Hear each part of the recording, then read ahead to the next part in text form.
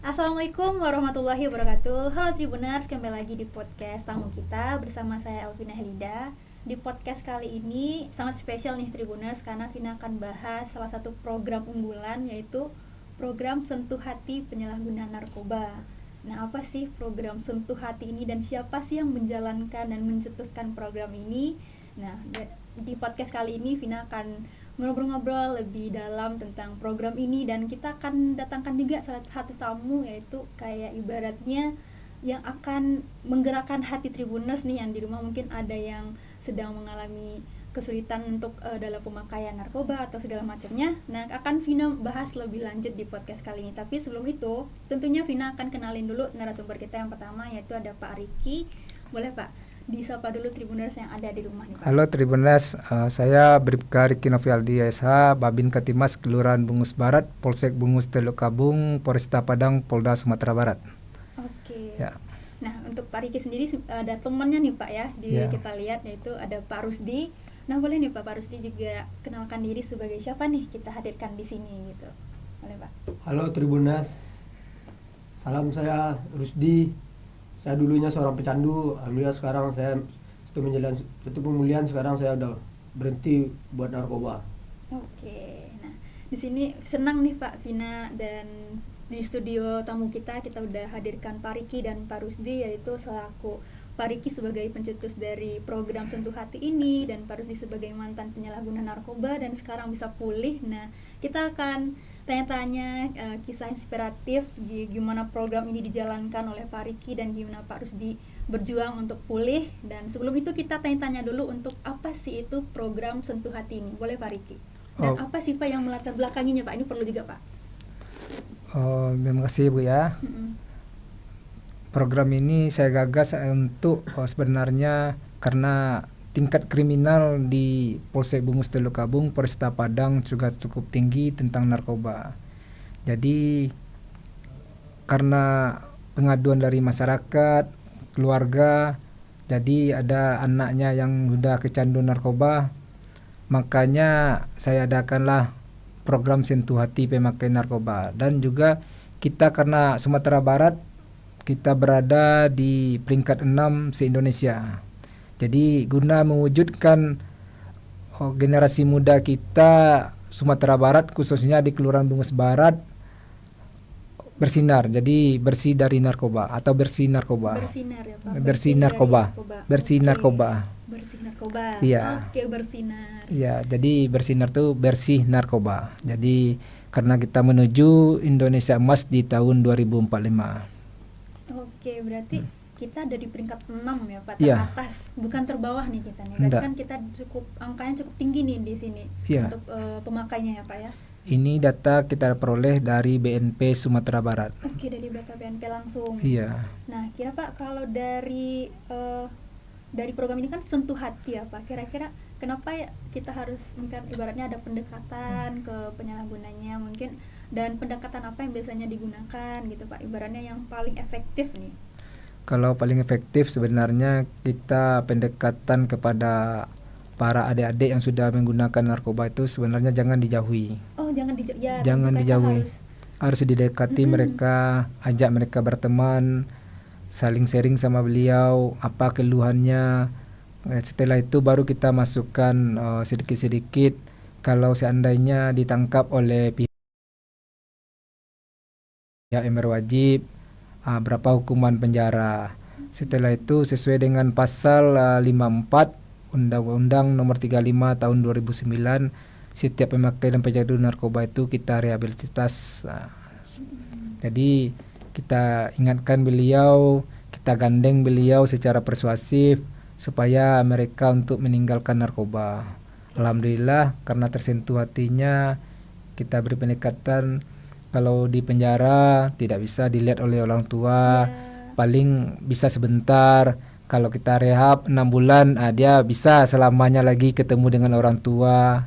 Kalau di penjara bisa 5 tahun, paling 2 jam orang tua melihat, habis itu tidak bisa lagi kan. Itu pun ada waktu-waktu atau jadwal-jadwal untuk dilihat di lapas. Kalau ini enggak, dia bisa dilihat setelah 6 bulan dia sembuh. Alhamdulillah, ini adalah contoh yang 6 bulan. Dalam masa singkat 6 bulan bisa sembuh pulih total Iya. lagi. Alhamdulillah, sebelumnya mereka tidak sholat. Oh, sampai Iya. spiritualnya juga Spiritual, bisa sembuh, Pak, ya? spiritualnya kita ajarkan spiritualnya di sana. Setelah 6 bulan itu kita lakukan monitoring juga kepada mereka. Jadi alhamdulillah, inilah contoh adik saya atas nama Rusdi. Ini udah sama dengan anak. Iya. Karena alhamdulillah dialah yang pertama yang saya rehab di Kelurahan Bungus Barat. Ini adalah warga saya di Kelurahan Bungus Barat, RT 02 RW 3 Kelurahan Bungus Barat. Inilah warga saya. Nah itu, jadi Vina benar-benar nge-highlight 6 bulan ini, itu masa yang singkat loh Pak, untuk dari dia pulih sampai ke, bahkan Bapak singgung dia di spiritualnya, nggak cuman mental, fisiknya, dan juga spiritualnya juga ya Pak, berarti dari sosial juga sudah diterima lagi gitu. Iya, jadi kalau saya dapat pendekatan itu lebih bagus. Iya. Jadi moto saya, penjara bukan solusi, tapi rehabilitasi adalah solusi yang terbaik. Itu moto saya. Rehabilitasi gitu. Nah, Iya. Pak, kalau yang Vina highlight juga nih Pak, kira-kira kan ibaratnya kan kita memang harus melakukan pendekatan ya Pak. Nah kira-kira ada cara khusus nggak Pak dari Bapak, tips untuk membangun bonding dengan orang? Mungkin kan ini nggak cuman kepada Bapak sebagai Bapak ke penyalahguna juga, tapi mungkin dari orang-orang lain, dari keluarga juga Pak. Kira-kira gimana sih kita melakukan pendekatan? Tadi kan pelan-pelan dulu. Nah dari Bapak sendiri gimana Pak bondingnya? Karena sesuai dengan Polri itu melindungi, mengayomi, dan melayani. Jadi kita lindungi beliau, kita ayomi beliau, serta itu kita layani apa kebutuhan beliau, apa yang diinginkan sama beliau. Kalau tidak seperti itu, nantinya mereka akan keluar lagi. Takut duluan mungkin ya Pak ya. Jadi selama ini kan image-nya setiap Polri ini kan ditakuti, atau benar. karena kalau curhat nanti setelah curhat kita Ditangkap, tangkap. iya. Tapi dengan program sentuh hati pemakai narkoba, alhamdulillah kita dapat dukungan juga dari Kapolda Sumatera Barat, Bapak Irjen Pol Suharyono SH.MH. Itu pun melalui Dirbimas Polda Sumatera Barat, Bapak Kombes Pol Teddy Rayendra SIK MIK. Beliau memberikan apresiasi kepada saya dengan suatu penghargaan, dan yang saya rehab diberikan seperti pendidikan sapam gratis. Inilah ya, Jadi pendidikan sapam gratis. Jadi dengan program ini, alhamdulillah dengan support pimpinan, saya juga mengucapkan terima kasih.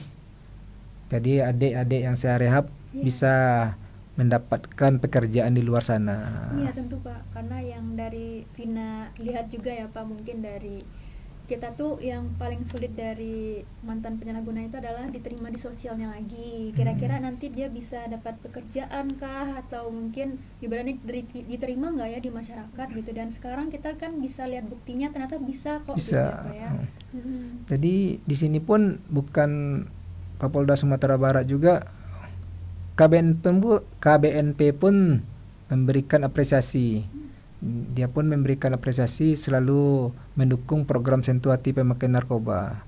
Jadi ada prokes kami kemarin itu, Gaung adalah bukan kampung narkoba. Kami Kampung narkoba. iya, karena itu adalah segelintir. Jadi kemarin pun kami sudah prokes juga di Gaung. Jadi juga KBNN setiap kegiatan program sentuh hati pemakai narkoba beliau sangat support.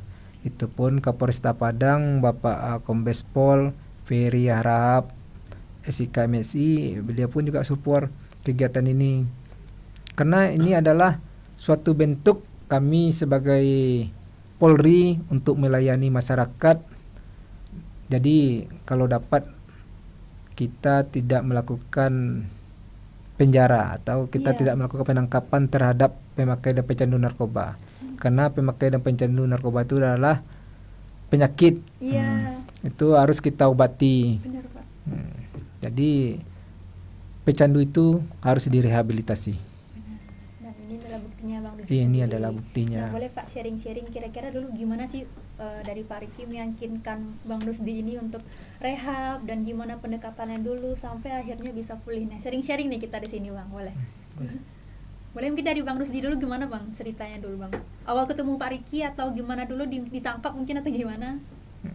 Awalnya Kalau saya apa ya Bu ya, jadi awalnya karena dulu saya sebelumnya kan saya bukan jadi babin. Dari sebelumnya di Babin Iya, ya? karena saya adalah anggota Intel. Jadi kami sama Reskrim ini sering kita tangkap ini. Oh sering? Ya, ada tingkah lakunya yang melanggar undang-undang, kita lakukan penangkapan. Jadi setelah saya menjadi babin, baru saya datangi beliau untuk berubah. Karena keluarganya udah seperti keluarga juga Bu. Setiap yang hilang di rumah dilapor. Oh langsung ke Bang, Pak Riki Pak? iya, ditelepon sama kakaknya. Bang, Rusdi udah ngambil barang-barang. Nanti saya kasih jarak 3 hari, tolong dikembalikan ya Rus. iyo Oke, langsung keluarganya ngadunya langsung ke Pak Riki nih? Iya, langsung nelpon, Bang, di WA atau ditelepon sama Ayu, Bang, Rusdi ngambil TV di rumah, barang-barang di rumah. Nanti saya cari beliau, Iya. akhirnya kembali lagi Oh, TV balik yang lagi TV-nya. iya. Nggak jadi Bang Rusdinya. Oke, berarti memang dari nggak cuman ke Bang Rusdinya aja, berarti Pak Riki udah keluarganya pun udah dekat. Iya. Karena memang tadi apa, pendekatan tadi memang harus dari hati ke hati, Hati ke hati. gitu. Dari Bang Rusdi dulu berarti dari tahun berapa nih Bang, kalau boleh tahu Bang? ya awal saya Mm-mm. jadi pecandu dulu. Awal saya dari 2010 akhir, awal perkenalan saya sama narkoba itu ganja. Ganja awalnya. Ganja. Oke. Habis ganja kelamaan sampai 2011 saya kenali sabu. Oke, setelah itu baru ke sabu dari Iya. 2011. Oke.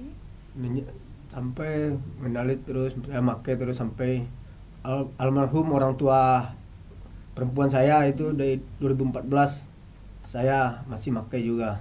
Oke. Ya saya menjalani terus, pakai terus sampai 2017 saya pernah ditangkap sama Pak Riki sama Asmer tuh. Pernah saya menjalani suatu itu di anak air namanya. Iya, dia Ya menjalani terus, saya tetap habis keluar saya pakai lagi. Iya. Pakai lagi karena nggak ada yang mensupport saya kan, bukan Iya. saya menjalani orang, emang dari saya ingin pakai waktu itu kan.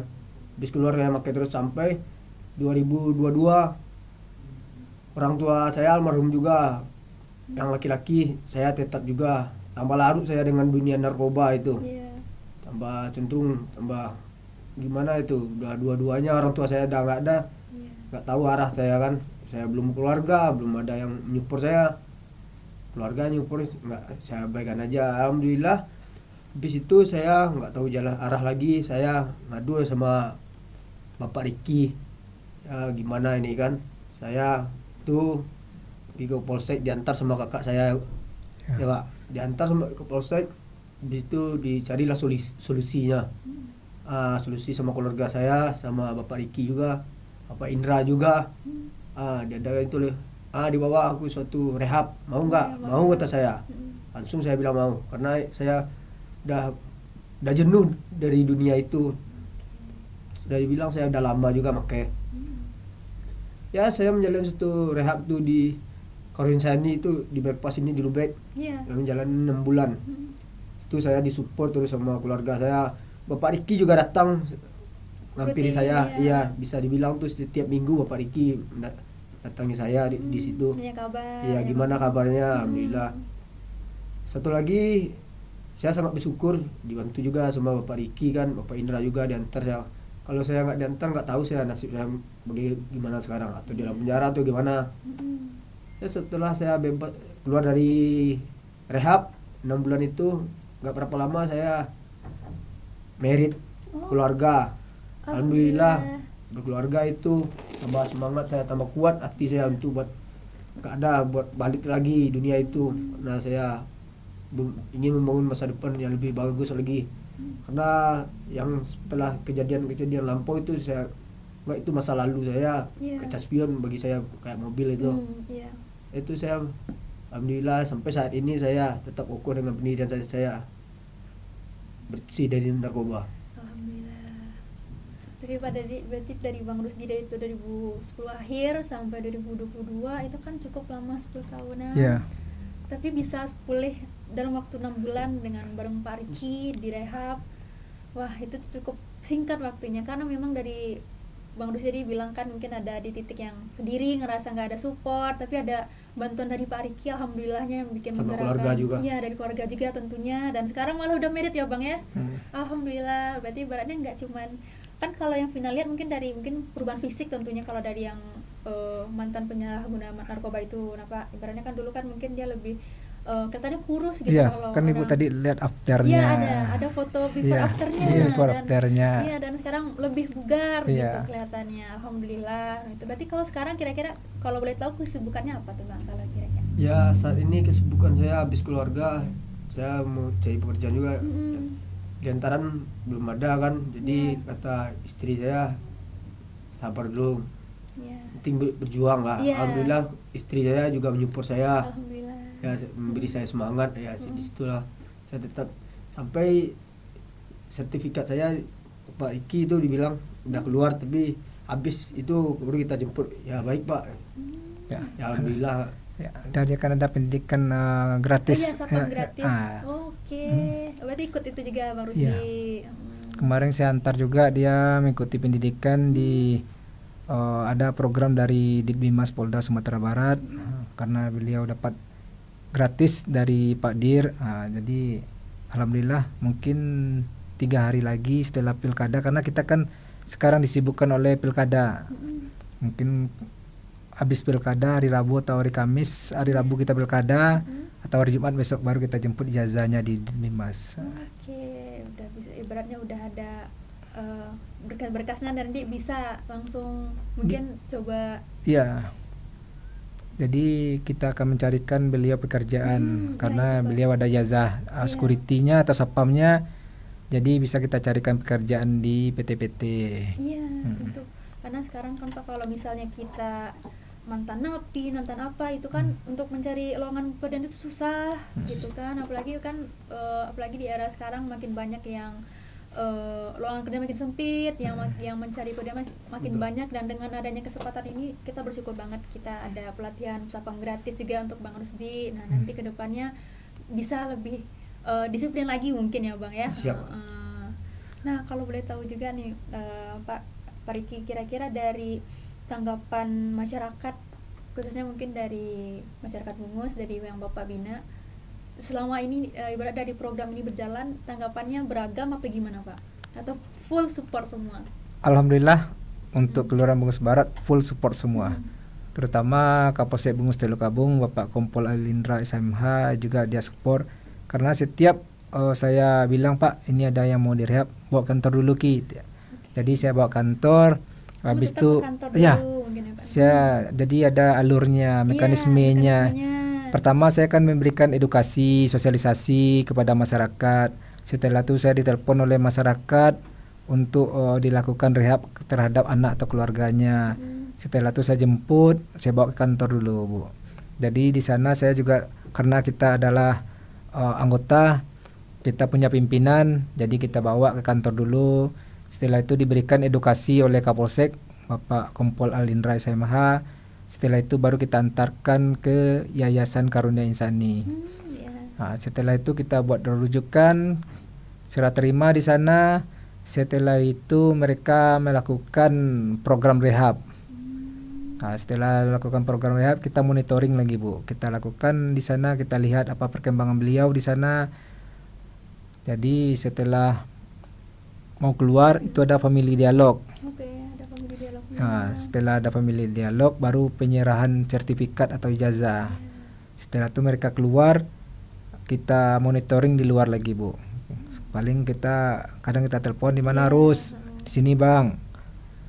Jadi di sekarang ini Bu, karena kita Kelurahan Bersinar, kami mempunyai juga Kampung Bersinar. Oh, ada Kampung Bersinar Iya. juga Pak. Kampung Bersinar Rumah Sentuh Hati Pemakaian Narkoba. Jadi adik-adik ini setelah kita rehab nantinya, jadi kita kumpulkan karena kita mendukung program Presiden Republik Indonesia Bapak Prabowo Subianto beserta Bapak Kapolri Bapak Jenderal Listio Sigit Prabowo. dengan Astacita. Iya, Astacita. Nah, jadi mendukung swasembada pangan. Jadi adik-adik ini bisa juga setelah kita rehab mereka, jadi kita berikan dia pelatihan. Kemarin kita ada ACB. ACB itu air cucian beras menjadi POC, menjadi pupuk organik cair.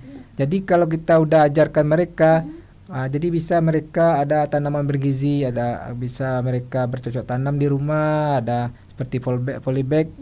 Jadi mereka bisa bertanam seperti bawang, sayuran.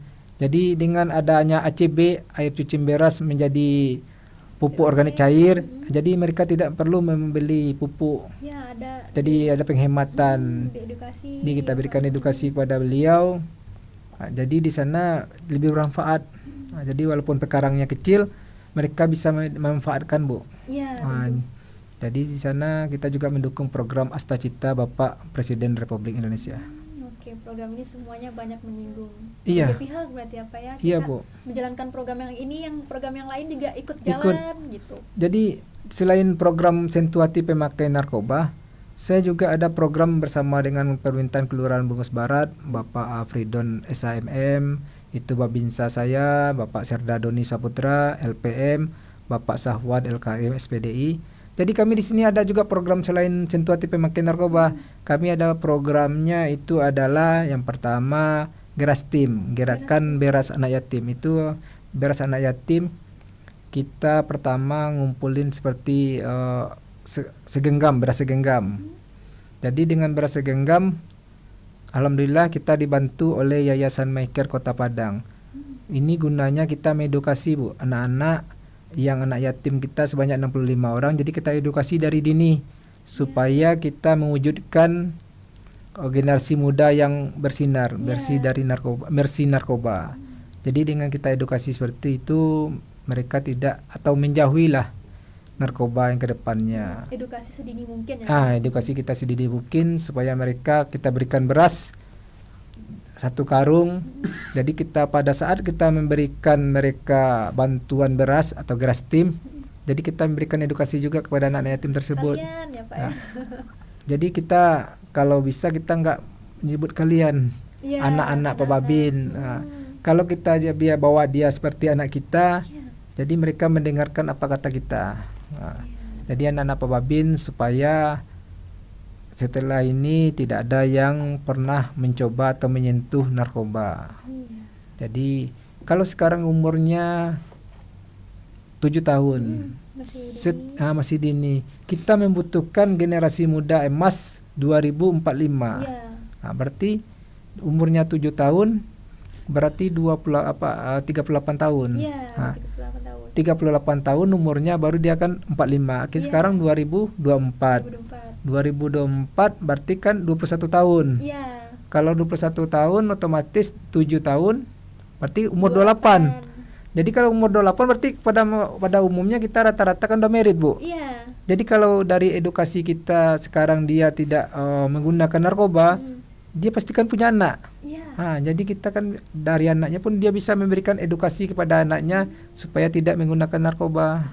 Itulah namanya Indonesia Emas. Indonesia Emas ya, kita mengharapkan Indonesia Emas di tahun 2045 ya. Jadi selain dari Gerastim, kami mempunyai program sunatan massal. Ada juga, Pak, sunatan massal. Iya, kita kemarin terakhir di 2023 kita bekerja sama dengan Bidokes Polda Sumatera Barat. Itu sebanyak 354 orang. Iya, selain itu kita UMKM juga ada. Program kita, saya sebagai Babin itu adalah kelapa muda jadi keripik. Kelapa muda jadi keripik. Iya, di UMKM kami menuju pilot project Keuangan Sehat.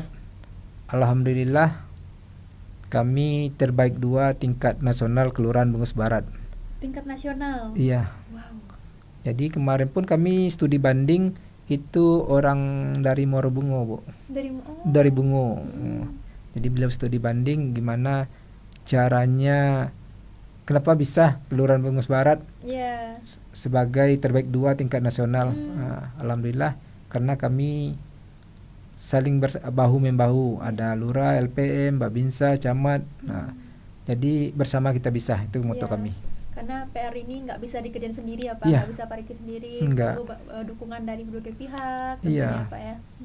Tapi Pak kan Vina udah lihat langsung nih bukti dari kesuksesan program Sentuh Hati ini. Kira-kira tantangan terbesar tuh pasti ada Pak ya? Iya, Nah, Bu. kira-kira tantangannya apa Pak? Kira-kira? Kalau tantangan terbesar itu adalah dukungan, Bu. Dukungan ya. Oke. Karena setelah kita lakukan pendekatan kepada adik-adik ini, setelah itu kita bawa dia rehab, biayanya Ya, itu dukungan biaya. ya biayanya. Jadi alhamdulillah kami ada juga bantuan biaya, tapi kalau terus menerus kita kan nggak sanggup juga, Bu. Iya. Jadi kalau ada pihak atau anggota dewan Iya. melalui pokirnya Tentu. kalau membantu alhamdulillah. Iya, karena Ya. kita udah sama-sama lihat program ini sukses kan, ini salah satu contoh mantan penyalahguna yang udah pulih secara optimal, secara Iya, Bu. menyeluruh, dan sekarang kita bisa ibaratnya dengan makin banyak dukungan, ibaratnya program ini kan makin bisa berjalan dengan baik gitu ya Pak. Iya, Bu. Diharapkannya. Ya kemarin pun kita ada waktu ditunjuk sebagai kelurahan bersinar, kita juga hadirkan di sana juga ada Kesbangpol Kota Padang. Kita hadirkan juga beliau.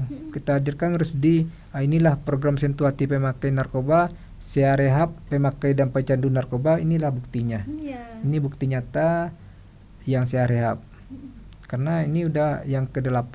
Yang ke-8. Ya udah 8 orang saya rehab, Bu. Jadi itu memang ibarat langsung tangan Pak Riki yang bahu membantu awalnya, yang menyalurkan mereka, Iya. menawarkan bantuannya gitu ya Pak. Iya, Bu. Jadi mereka ini bisa, kalau seandainya mereka ragu Iya. atau bimbang, mereka bisa chat saya melalui WA, bisa Langsung WA pribadi Bapak. WA pribadi atau di akun Facebook saya Riki Babin Bungus Barat. Di TikTok saya juga Riki Babin Bungus Barat. Oke, di TikTok ada updatean semua Ada kegiatannya Pak ya? Ada di IG saya juga Riki Babin Bungus Barat. Di YouTube saya juga Riki Babin Bungus Barat. Oke, nanti boleh untuk Tribuners di rumah untuk pantengin TikToknya, Facebooknya Pak Riki, juga Instagramnya, semuanya. Dan pengen mungkin ada pengaduan atau apapun, langsung ke nomor WA pribadi Bapak, nanti kita Iya. cantumin di bawah ini. Iya, Bu. Oke. Jadi kalau ada yang chat, saya akan datangi, Bu. Langsung datengin Bapak. Iya. Memang Kemarin pendekatannya kayak gitu mungkin Iya. dari Bapaknya sendiri. yang saya rehab kemarin pun seperti itu. Saya di chat melalui atau di DM melalui Facebook, saya datangi, alhamdulillah mau direhab. Mau direhab langsung. Iya, mau langsung direhab. Karena saya memberikan edukasi kepada mereka supaya lebih baik direhab daripada di penjara. Iya, tentu Pak. Karena kita lihat dari sisi manapun, kalau bisa direhab, tentu kita mau direhab dulu ya Pak ya. Iya. Karena penjara bukan solusi, tapi rehabilitasi adalah solusi yang terbaik terhadap pemakai dan pecandu narkoba. Tentu nanti di penjara menatang kan ibaratnya kita nggak bisa memantau lagi, Iya. kita nggak bisa memantau penuh. Kalau direhab, kegiatan sehari-harinya kita pantau, gitu ya Pak ya. Nah, Untung-untung mereka kalau di penjara, Bu, dapat teman yang baik. iya, Seandainya dapat teman yang tidak baik, tentu jadi misalnya kita pertukaran info malah ah, lebih kuat dari sana. iya, mungkin. sebelumnya dia masuk sebagai pemakai, setelah keluar dia nanti jadi pengedar, Bu. Iya. Oke, dari yang pengguna malah jadi pengedar Iya. kebanyakan gitu ya Pak. Iya. Oke. Nah, dari yang kira-kira nih Pak, untuk awalnya mematahkan stigmanya susah nggak sih Pak? Ibaratnya kan ini kan program yang Bapak jalankan sendiri nih, untuk stigma nih, untuk mendekatkan mereka yang penyalahguna ini gitu-gitu tuh dari berbagai pihak ada ibaratnya susah itu atau apa, kan ada stigma Ada, Bu. jeleknya gitu Pak. Jadi pertama-tama saya juga ngapain itu, biarin aja lah, kan nggak keluarga kita. Ya, Apa itu tentu kita ada stigmanya tuh. stigmanya. Nah, tapi karena saya Babin Katimas, Ya. yaitu adalah Bayangkara Keamanan Ketertiban Masyarakat. Jadi kita supaya menurunkan tingkat kriminal Iya. di kelurahan kita, supaya kelurahan kita nyaman. Nah, setelah itu pengaduan dari masyarakat, kita robah stigma itu, Bu. Walaupun dia tidak keluarga kita bawa, karena kita adalah ditunjuk. Itu adalah beban moral untuk kita. Iya. Kita sebagai Babin, kita harus mengayomi masyarakat kita. Karena moto kami kan Polri adalah melindungi, mengayomi dan melayani masyarakat. Iya. Walaupun mereka tidak keluarga kita tetap melayani mereka, melindungi mereka. Nah, jadi dengan itu saya terus berbuat, akhirnya seluruh pemuka masyarakat di kecamatan, bukan di Kelurahan Bungus Barat aja lagi, Bu. Di kecamatan lagi ya, Pak? Di kecamatan Bungus Telukabung juga mensupport, Bu. Oke, alhamdulillah. Iya. Mensupport. Jadi alhamdulillah, Bu. Beliau mensupport kegiatan ini. Kemarin kami juga prokes di Celoteh Lapau. Oh, Celoteh Lapau, Pak. Ya, Celoteh Lapau sama BNNP Sumatera Barat. Yeah. Ya Bang, sama Bang Acakadut, TV Indi. Di sana juga kita prokes. Di sana juga hadir seperti Nini Mama, ketuakan kedua-duanya, ketuakan Telukabung, ketuakan Bungus. Setelah itu ketua Elkam kita hadirkan, Bu. Beliau sangat-sangat support dengan kegiatan ini. Dan salah satu yang kita rehab adalah keponakan beliau. Oh, berarti langsung. Iya, ini Rusdi ini adalah keponakan dari beliau. Ya, tentu beliau sangat merasa alhamdulillah dan bersyukur Iya. bisa pulih lagi Iya. dengan sanak keluarganya. Alhamdulillah, beliau pun minta kalau dapat di fokus selanjutnya itu dihadiri oleh Ketua Elkam Sumatera Barat sebagai pemangku adat di Minangkabau. Beliau adalah Ketua Elkamnya. Setelah itu Bapak Wali Kota. Itu permintaan dari Elkam. Ya, karena yang sosialisasi ini kita nggak akan ada habisnya, Pak. Iya, Bu. Tentu akan selalu dilakukan sosialisasi, dan contohnya sekarang di podcast ini kita hadirkan langsung Bang Rusdinya juga agar menginspirasi. Nah, ini kan salah satu upaya kita juga gitu, Pak. Iya, jadi kita di sini juga bisa menghimbau kepada masyarakat yang sudah terlanjur menggunakan narkoba, mari kita rehab. Penjara bukan solusi, tapi rehabilitasi adalah solusi yang terbaik. Oke. Itu luar biasa sekali, Pak ya. Kalau misalnya Vina pengen ungkapkan juga, Pak. Sekarang Vina juga merasa bisa lihat langsung bukti nyatanya gitu kan, bisa ketemu langsung dan ngobrol langsung. Dan Bang Rusdi dari yang mungkin ibaratnya sekarang udah jadi sosok inspiratif ya Bang ya, banyak yang ibaratnya digandeng sama Pak Riki kemana-mana. Nah nih contoh dari saya udah berhasil, udah sembuh. Nah ibaratnya kan orang-orang akan melihat, ibaratnya dulu Bang Rusdi nggak ketemu sosok inspiratif itu, tapi Bang Rusdi sendiri yang jadi sosok inspiratifnya gitu. Nah mungkin kalau dari Vina, Pak, mungkin yang nggak kalah penting juga ke masyarakat, kira-kira ada harapan nanti dari Pak Riki dan Bang Rusdi juga tentunya, Bang. Nanti boleh dari Pak Rusdi dulu, kira-kira dari Bang Rusdi dulu boleh. Gimana? Kira kayak harapan untuk masyarakat ke depannya, mungkin dari Bang Rudi sebagai mantan penyalahguna narkobanya gitu, boleh sampai sepatah dua katanya, Bang. Assalamualaikum warahmatullahi wabarakatuh. Perkenalkan, nama saya Rusdi. Saya dulu mantan seorang pecandu. Ya, saya harap kedepannya bagi orang tua pada anaknya lebih mendekati anaknya, disupport anaknya. Jangan dibiarkan anaknya larut dari dunia keluyuran kayak malam-malam, itu nggak bagus juga kan. Saya harap kedepannya kita bisa memberantas narkoba. Mungkin itu saja. Berarti dari kepada keluarga terdekat dulu kita sampaikan gitu. Kalau dari Pak Riki boleh, Pak. Ya. Jadi dengan program Sentuh Hati Pemakai Narkoba, mari kita wujudkan generasi bersinar, generasi yang bersih dari narkoba. Jadi kalau ada keluarga atau anak, keponakan yang sudah terlanjur menggunakan narkoba, mari kita rehab. Jangan takut, jangan bimbang, dan jangan ragu. Karena kami tidak akan menangkap kalau keluarganya memberitahu kami untuk dilakukan rehab. Jadi penjara bukan solusi, tapi rehabilitasi adalah solusi yang terbaik. Oke.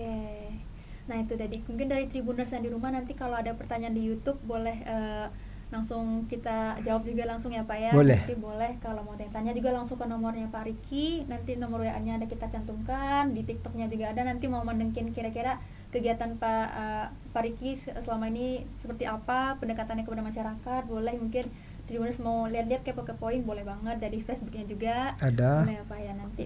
Barang yang mau atau mungkin ada pelaporan boleh langsung juga. Boleh Bu. Gitu. Nah kira-kira kan kita udah ngobrol banyak dari yang awal gimana Pak Riki mencetuskan program ini dan gimana ketemu sama Bang Rusdi juga. Nah, dari banyaknya kisah inspiratif ini kita berharapnya juga ke Tribuners yang di rumah bisa memberikan contoh yang baik gitu ya Pak ya, dan bisa mungkin menyebarkan juga sosialisasi ini gimana cara apa pendekatan adalah yang mungkin kunci utamanya Iya, Pak Bu. ya. Jadi jangan jauhi pemakai dan pecandu Iya, narkoba. jangan dijauhi. Tentu kita harus rangkul ya Pak. Rangkul mereka untuk kembali ke jalan yang benar, Bu. Oke, jangan Karena dijauhi. iya, kalau kita jauhi dia makin menjauh, makin larut Kayak dia Bang untuk Rusdi menggunakan tadi iya, bilang, merasa sendiri jadinya Iya. nggak ada dukungan. nggak ada gitu. dukungan. Jadi dengan kehadiran kita bawa dia berteman, kita ajak. Setelah dia dekat dengan kita, mari kita rehab.